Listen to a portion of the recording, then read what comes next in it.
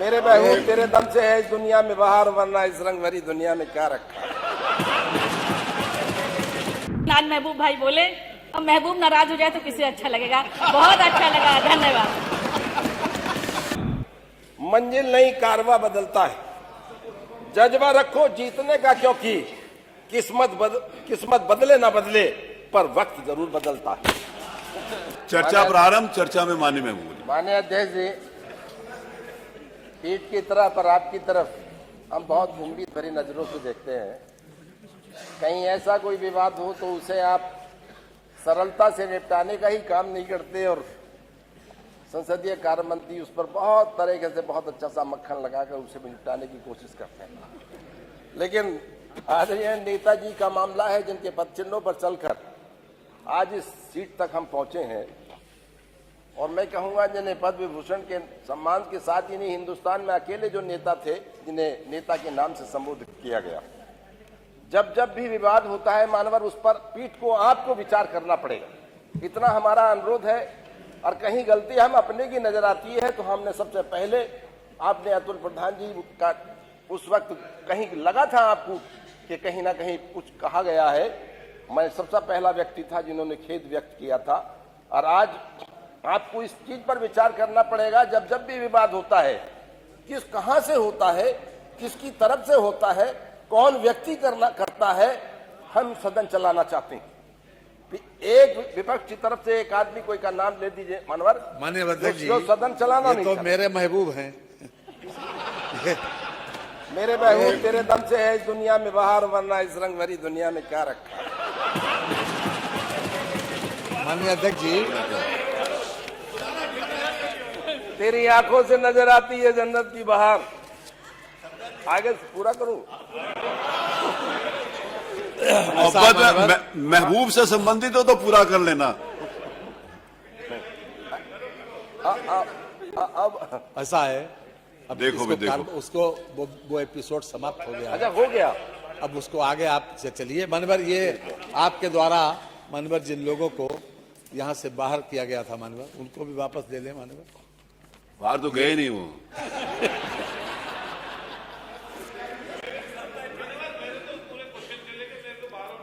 आप इतने दयालु हैं, बाहर किसी को भेजते नहीं, लेकिन यहाँ कोई लिस्ट बना रहा था, उसका प्लान कुछ ऐसा ही था। लेकिन मैं संसदीय कार्य मंत्री नहीं, वो लिस्ट बना रहे थे कि जिनको जिनको कहा है कि वो लोग अपनी सीट पे बैठे। जी जी, नहीं मानवर, हमारा इतना अनुरोध है कि जो हुआ कहीं ना कहीं आपको इस पर विचार कर लें। जब जब जिस भी सदन बाधित होता है और किस कारणों से होता है, इस पर देखना पड़ेगा। जो हमारे कमाल अख्तर साहब ने भी कहा कि अगर कहीं लिखा गया है, साफ है कि प्रश्न 4 में जो लिखा गया है उसे भी आप निकाल दें, कार्रवाई से निकाल दें, इतना भी हमारा अनुरोध है। और हम बड़े दिल की अपनी तरफ से कह रहे हैं, पूरे विपक्ष की तरफ से, कि आपने जो बड़ा दिल दिखाकर, जिनके हम सम्मानहीन, जिनकी बदौलत पूरा विपक्ष हर हम बैठे हैं, आज उनके सम्मान में आपको भी पीड़ा हुई, हम बार बार आपका शुक्रगुजार हैं। मानवर, श्री राज्यपाल जी के अभिभाषण पर धन्यवाद प्रस्ताव पर हमारे नेता आदरणीय शिवपाल जी ने जो संशोधन प्रस्ताव रखा था, उसके विरोध में उसके पक्ष में मैं बोलने खड़ा हुआ हूं। नहीं, तुम्हारे वाले के विरोध में नहीं, अरे आप सुन लीजिए, जो रखा है उसके पक्ष में बोलने, उन्हीं के पक्ष में बोलेंगे ना, ठीक बोला। मानवर, बहुत बात हुई है, बहुत से मानव सदस्यों ने बड़ी लंबी चौड़ी बातें की, कहीं से लेके महाकुंभ से लेकर हर तरह से विचार हुए, लेकिन मेरा सिर्फ उस पर ज्यादा नहीं कहना। आप दोबारा बोल रहे हो क्या बजट? जी, आज ये जो श्री राज्यपाल के अभिभाषण पर, राज्यपाल के अभिभाषण बोल, आपको दूसरी बार मौका मिला है? नहीं जी, दूसरी बार मौका मिला है? नहीं, पहली बार ही है साहब। लेकिन इन्होंने आपका नाम तो दिया नहीं। देते ही नहीं, इन्होंने नाम नहीं दिया सर, मेरे पास लिस्ट है। नहीं,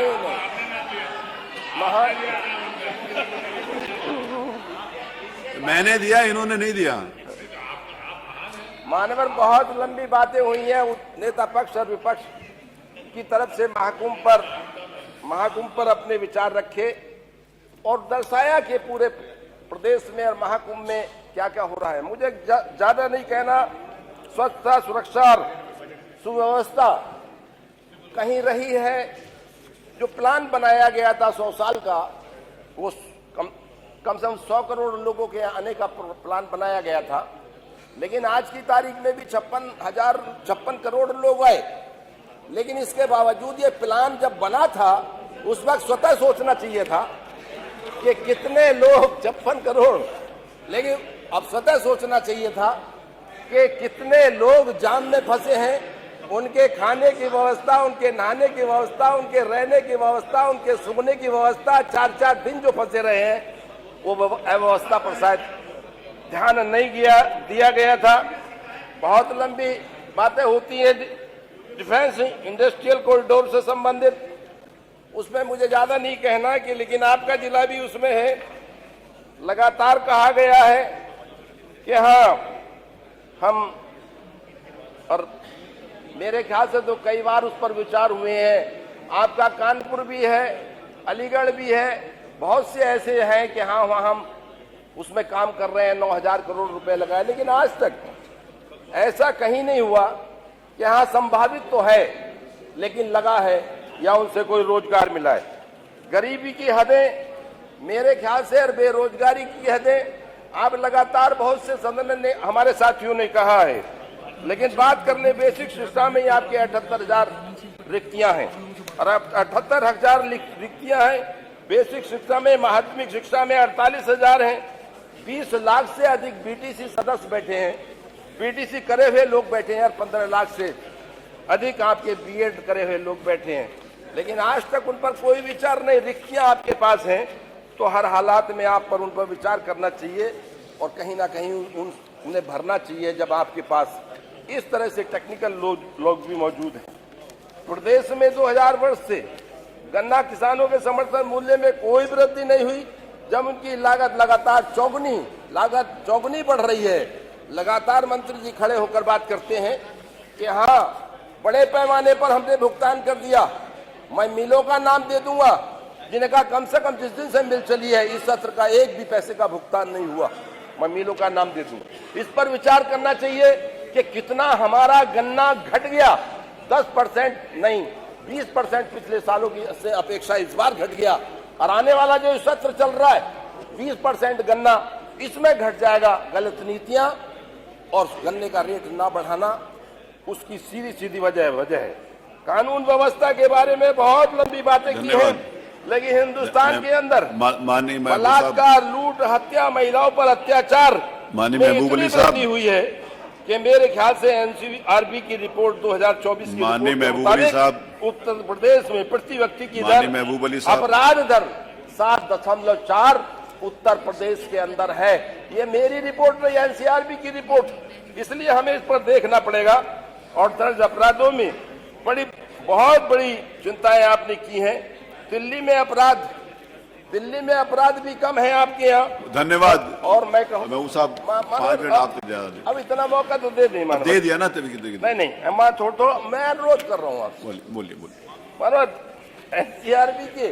एनसीआरबी के आंकड़ों के आधार पर प्रदेश में मेरे ख्याल से अराजकता का माहौल है और छेड़छाड़, लूट जैसी, बलात्कार जैसी घटनाएं प्रतिदिन बढ़ रही हैं। प्रदेश की अर्थव्यवस्था की बात है, वन डिस्ट्रिक्ट वन प्रोजेक्ट की बात है। वन डिस्ट्रिक्ट वन प्रोजेक्ट में आप बताइए किस जनपद के अंदर, मेरे यहाँ भी ऐसा नहीं है। वन डिस्ट्रिक्ट वन प्रोजेक्ट में ढोलक का काम लिया गया, ढोलक को लिया गया था, जो मेरे ख्याल से हर व्यक्ति की खुशी के वक्त बजाने का काम होता है, उसे लिया गया था। इतना भी आज तक काम नहीं हुआ है उस पर, जरा सा भी। मैं कहता हूँ पूरे प्रदेश के अंदर वन डिस्ट्रिक्ट वन प्रोजेक्ट में आज तक कहीं ऐसा नहीं काम हुआ। मानव प्रदेश में मानव प्रदेश में धन्यवाद महबूब साहब। प्लीज सब लोगों को देखिए, आप डेवलप की बात कर रहे हैं, आप डेवलपमेंट की बात कर रहे हैं, बहुत अच्छी बात है। और मेरे ख्याल से तो मैं कहूंगा कि आज देखिए शहरों में ही देख लीजिए कि खड़ंजे पड़े हैं आज भी शहर में। विकास नाम की चीज नहीं, उस पर विचार करने की किस तरह से वो बड़े पैमाने पर उस पर काम हो। आज बहुत शहरों की उपेक्षा की जा रही है। बाकी सब लोगों को अवसर मिलना है। मैं इतना ही कहूंगा कि उत्तर प्रदेश में एक गरीब है मनरेगा वाला, मनरेगा के आप देख लें, आपके 237 रुपए मनरेगा में है आपके, जबकि बराबर में पंजाब है, बराबर में राजस्थान है, बराबर में आपके और महबूब छोटे साहब, सिक्किम जैसे प्रदेश सर, हैं, आप तो- उनमें भी मनरेगा की जो दी जा रही है, मनरेगा का पैसा दिया जा धन्यवाद रहा महबूब है, साहब। वो हमारे उत्तर आपके लिए प्रदेश से माइक अधिक है। बंद कराने हमें के इस लिए पर बोलूंगा तो विचार मुझे अच्छा करना नहीं पड़ेगा। बार बार आपका धन्यवाद अध्यक्ष जी, बार बार। श्री ज्ञानेन्द्र सिंह बोलिए एक शब्द। हाँ, एक शब्द साजे, अब बोलो। हाँ, एक सेंटेंस। महबूब साहब पे तो नहीं है? अच्छा, उन्हीं पे। खाता की कुर्सी बैठी थी, आज मन थोड़ा ठीक हुआ, परसों से बड़ा खराब था, क्योंकि माननीय महबूब साहब मेरे से नाराज हो गए थे। वो आए और बोले कि मेरे पहले बुला देना, तो मैंने कहा महबूब जी कहें माननीय सदस्य और मैं ना करूं, मैंने कहा बिल्कुल पहले ही। लेकिन अब कमाल इनके साथ असली किया भाई कमाल अख्तर जी ने। वो मेरे पास आए, कहे आगे मत करना, नहीं बगावत हो जाएगी। अब महबूब भाई के नाम पर बगावत, ये भी बड़ा प्रश्न चिन्ह। और उससे बड़ा कष्ट मेरे लिए ये हुआ कि ये आए ऊपर और महबूब नाम को कट्टम कट्टा करके चले गए, कहीं ना बोलवा ही नहीं करेंगे। तब से मैं बड़ी दुखी थी, लेकिन आज महबूब भाई बोले। अब महबूब नाराज हो जाए तो किसे अच्छा लगेगा। बहुत अच्छा लगा, धन्यवाद। श्री ज्ञानेन्द्र बोल रहे रात नहीं ख्वाब बदलता है, मंजिल नहीं कारवा बदलता है। जज्बा रखो जीतने का, क्योंकि किस्मत बदले ना बदले, पर वक्त जरूर बदलता है।